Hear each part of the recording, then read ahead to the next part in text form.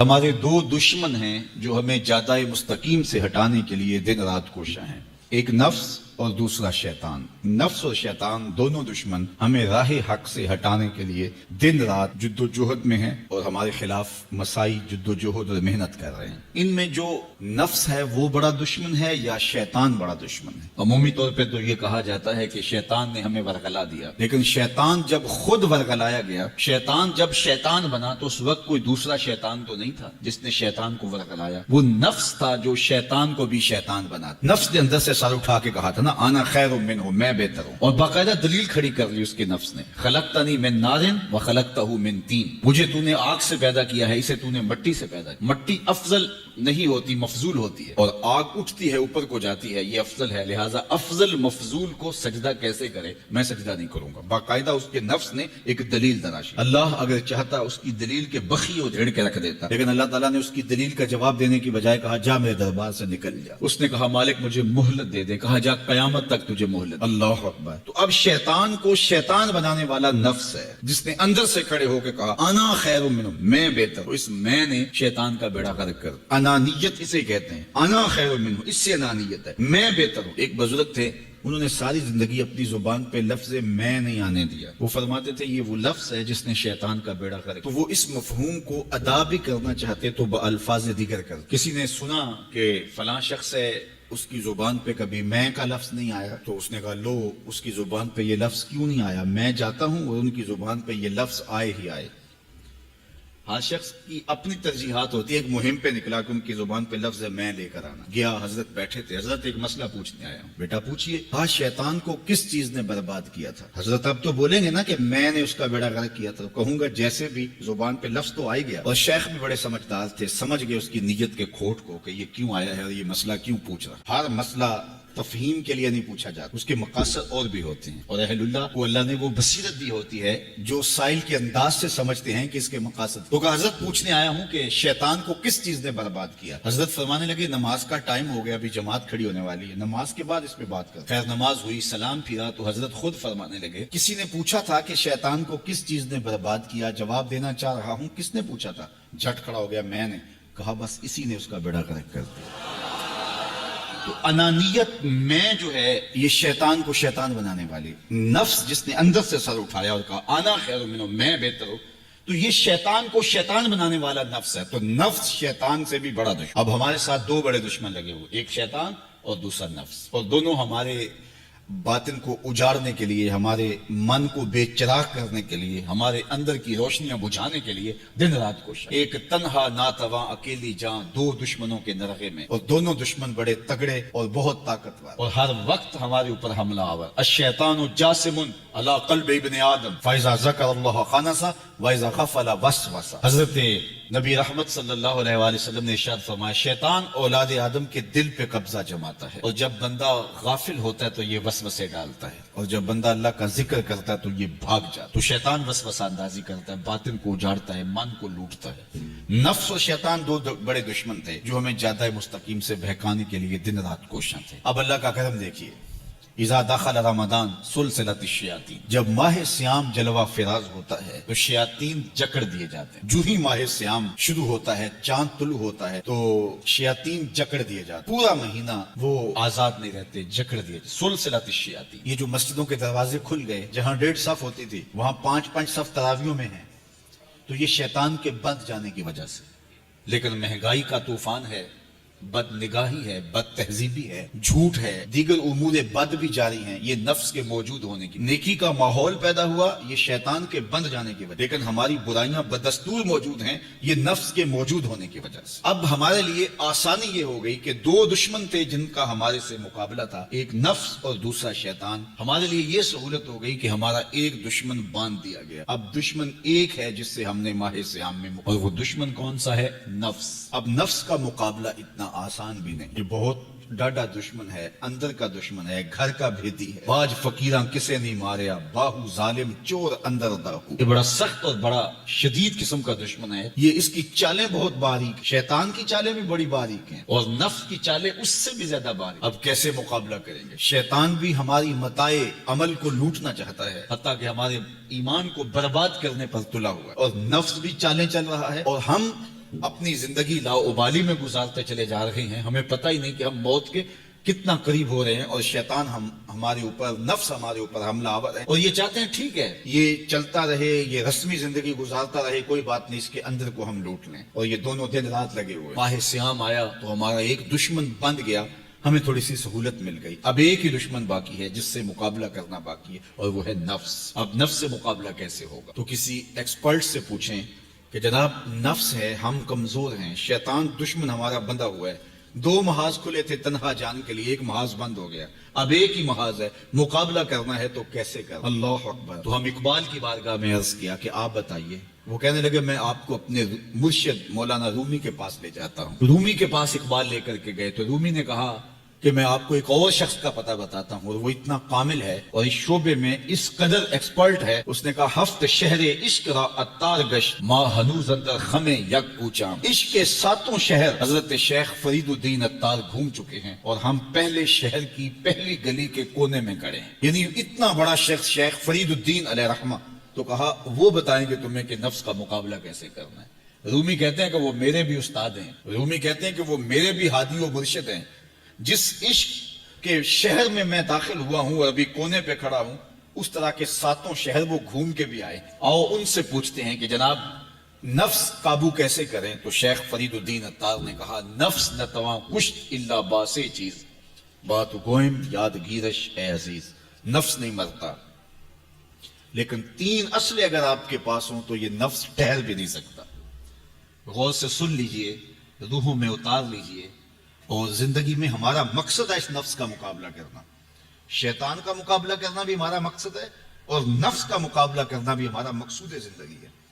ساری زندگی فریب میں ہم میں نہیں گزار رہے، زندگی تیزی کے ساتھ گزر رہی ہے، اور ہم آغوش موت میں اترنے والے ہیں۔ تو یہ ڈاڈے دشمن ہماری متاع عمل لوٹ رہے ہیں، ہمارے کیے ہوئے عمل کو عجب سے، تکبر سے، ریاکاری سے برباد کر دیتے ہیں، ہمیں پہلے عمل کی طرف جانے نہیں دیتے، پھر عمل کے اندر وسوسے ڈالتے ہیں، پھر عمل ہو جائے تو اس کو پھر برباد کرنے کی کوشش کرتے ہیں۔ کتنے ڈاڈے دشمن ہیں جن کے درگے میں ہم پھنسے ہوئے ہیں۔ تو پھر ہمیں کوئی بندہ مل گیا ہے جو بتا رہا ہے کہ جناب اس کا مقابلہ ایسے کریں گے، تو پھر آج کی سن لیں ہم، اور غور کر لیں، اور اپنے اندر اتریں۔ تو شیخ فرید الدین اتار ہمیں بتا رہے ہیں، تو سنیے وہ کیا کہہ رہے ہیں۔ نفس نتواں کشت الا باسے چیز، نفس نہیں مرتا، یہ بڑا ڈاڈا ہے، لیکن 3 اصلیں اگر آپ کے پاس ہوں تو یہ ٹھہر بھی نہیں سکتا۔ وہ 3 اصلیں کون سے ہیں؟ خنجر خاموشی و شمشیر جو، نیزائے تنہائی و ترک ہجو۔ ایک خاموشی کا خنجر، دوسرا بھوک کی تلوار، اور تیسرا تنہائی کا نیزہ۔ یہ 3 اصلیں تمہارے پاس ہوں تو پھر نفس ٹھہر بھی نہیں سکتا۔ خاموشی کے خنجر سے نفس پہ وار کیا جا سکتا ہے۔ میرے اور آپ کے آقا مولا نے فرمایا من سمت نجا، جس نے خاموشی اختیار کی وہ نجات پا گیا۔ ہماری زندگی کے جتنے بھی برے اعمال ہیں، ان میں سے سب سے زیادہ برے اعمال ہماری زبان کرتی ہے۔ ہمارے ہاتھ بھی گناہ کرتے ہیں، کسی پہ ظلم کریں تو گناہ کرتے ہیں، ہمارے پاؤں بھی گناہ کرتے ہیں، برائی کے اڈے پہ چل کے جاتے ہیں، ہماری آنکھیں بھی گناہ کرتی ہیں، ہماری سوچیں بھی گناہ کرتی ہیں، ہم حرام کمائیں کھائیں تو پیٹ بھی ہمارا گناہ کرتا ہے، لیکن سب سے زیادہ گناہ ہماری زبان کرتی ہے۔ جھوٹ یہ بولتی ہے، غیبت یہ کرتی ہے، بہتان یہ لگاتی ہے، گالی گلوچ سب و شتم یہ کرتی ہے، گلے شکوے کا انداز، ناشکری کا لہجہ یہ اختیار کرتی ہے۔ اسی لیے میرے اور آپ کے آقا مولا نے فرمایا جو تمہارے 2 جبڑوں کے درمیان ہے، یعنی تمہاری زبان، اور جو 2 ٹانگوں کے درمیان ہے تمہاری پارسائی کی جگہ، ان 2 چیزوں کی تم مجھے ضمانت دے دو، میں محمد تمہیں جنت کی ضمانت دے دیتا ہوں۔ تو اپنی زبان کی حفاظت کرنی ہے۔ دیکھیے یہ سننے کے لیے چیزیں نہیں ہیں محض، بلکہ ان پر ہم عمل کریں، اور آج سے ہی دیکھیے یہ موسم رحمت ہے، رحمت کی برکھا برس رہی ہے، اور یہ موسم نور ہمارے سیکھنے کے لیے ہے۔ تو ہم اپنے نفس کو کیسے قابو کریں گے؟ 2 دشمن سے ایک بندہ ہوا ہے، چھوٹ کے کچھ نہیں کر سکے گا اگر نفس کو قابو میں کر لیا، اور اگر ہم نفس کنٹرول نہ کر سکے، وہ تو جہنم کی آگ میں اور زنجیروں میں جکڑا ہوا پیچو تاب کھا رہا ہے کہ یہ جو ٹوپیاں پہنے ہوئے مسجدوں میں جاتے ہو نا، میں عید کے دن نپٹ لوں گا تم سے۔ وہ تو اور نفس کے ساتھ مل کے ہمارا بیڑا غرق کرے گا، اور ہمیں اور دور کر دے گا، اور ہماری باطنی اساس اور بنیاد اور کمزور کر دے گا۔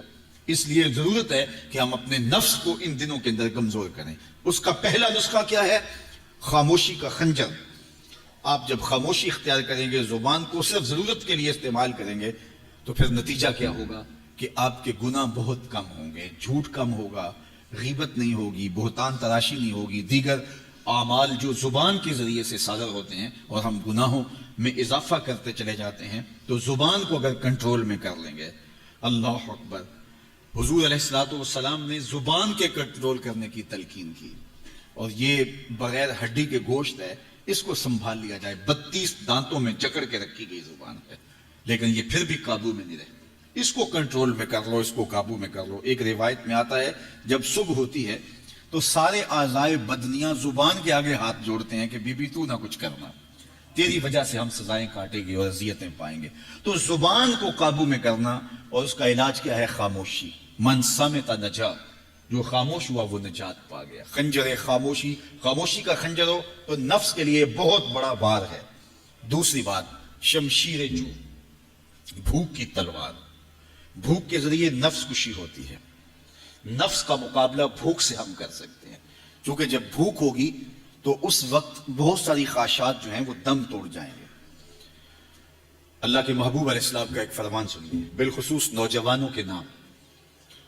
یا معاشر الشباب من استطاع منکم الباء فلیتزوج فإنه اغض للبصر واحسن للفرج فمن لم يستطع فعليه بالصوم فإنه له وجاء. فرمایا اے جوانوں کے گروہ، تم میں سے جو نکاح کرنے کی طاقت رکھتا ہے وہ دیر نہ کرے، جلدی نکاح کر لے. کیوں کہ نگاہ اور پارسائی کی جگہ کا محافظ ہے. تمہاری نظر کو بھی محفوظ کرے گا اور تمہاری پارسائی، تمہاری عصمت کے جوہر کو بھی محفوظ کرے گا. تو اگر کسی کے پاس استطاعت ہے تو وہ نکاح کرنے میں دیر نہ کرے. فَإِن لَمْ يَسْتَطِعْ، اور اگر کوئی طاقت نہیں رکھتا، اس کے حالات ایسے نہیں ہیں کہ وہ نکاح کر پائے، فَعَلَيْهِ بِالصَّوْمِ، تو فرمایا وہ کثرت کے ساتھ روزے رکھے. فَإِنَّهُ لَهُ وِجَاءٌ، روزے اس کے لیے قاطع شہوات ہیں اور اس کی مشکلیں آسان کرنے والے ہیں. تو نوجوانوں کو اگر استطاعت نصیب ہو جائے تو وہ شرم نہ کریں، وہ نکاح کی طرف بڑھیں تاکہ ان کی عصمت کے جوہر کی حفاظت ہو سکے. لیکن کسی وجہ سے نکاح میں تاخیر ہے تو پھر وہ کثرت کے ساتھ روزے رکھیں. روزوں کی کثرت گناہ سے، شہوات سے، برائی سے، گناہوں سے انسان کو بچاتی ہے. تو کثرت کے ساتھ روزے رکھے جائیں. تو روزہ بھوک جو ہے وہ نفس کشی کا ایک مؤثر ترین علاج ہے، اور یہ میرے اور آپ کے آقا و مولا نے بیان فرمایا. تو بھوک کی تلوار جو ہے یہ نفس کشی کا ایک مؤثر ذریعہ ہے، اور نفس کا سر کاٹنے کے لیے بھوک کی تلوار ہمیں ہر وقت حمائل کیے رکھنی چاہیے اور ہر وقت اپنے ساتھ لٹکا کے رکھنا چاہیے. کثرت کے ساتھ ہمیں روزے رکھنے چاہیے. تیسری بات فرمایا نیزہ تنہائی، تنہائی کا نیزہ. جب آپ عمومی طور پہ مجلسی زندگی میں ہوں گے تو بہت ساری خطائیں اور بہت سارے گناہ مجلسی زندگی میں آپ سے سرزد ہوں گے. تو جب آپ تنہائی اختیار کر لیں گے تو بہت سارے گناہوں سے بچ جائیں گے. حضرت شاہ نقشبند بخاری علیہ رحمہ فرماتے ہیں کہ فقیر کے لیے سب سے بہتر جگہ اللہ کا گھر مسجد ہے، یا پھر کامل شیخ کی صحبت ہے، یا پھر تنہائی ہے.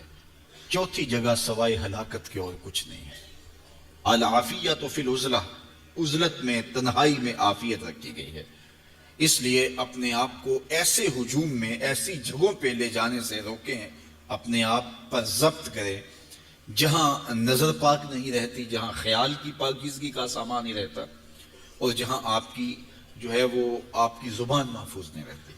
دوستوں کے ساتھ بیٹھیے، آپ عزیزوں رشتہ داروں کے پاس جائیے، ضرور ملاقات کیجیے، لیکن اس کا ایک اعتدال ہونا چاہیے. اگر آپ سمجھتے ہیں کہ کسی جگہ جاتے ہوئے، کسی جگہ پہنچ کر آپ کی نظر میں پاکیزگی نہیں رہے گی، خیالات میں گندگیاں گردش کرنے لگ جائیں گی، سوچوں میں آوارگی آنے لگ جائے گی، تو وہ شادی کی تقریب ہو یا کوئی اور تقریب ہو، وہاں جانے سے اپنے آپ کو روک لیں. کیونکہ وہاں جا کے آپ اپنا کوئی فائدہ نہیں کر رہے، اپنا نقصان کرنے جا رہے ہیں. تو جہاں آپ کو یقین ہو کہ آپ وہاں اپنے آپ کو بچا نہیں پائیں گے، اپنی حفاظت نہیں کر پائیں گے، تو وہاں سے تنہائی بہتر ہے، وہاں سے عزلت بہتر ہے. تو یہ تین چیزیں ہم اگر کر لیں تو یہ نفس کشی کا ایک مؤثر ذریعہ ہے. اب ماہ سیام کے اندر اللہ تعالیٰ یہ تینوں چیزیں ہمیں نصیب کرتا ہے.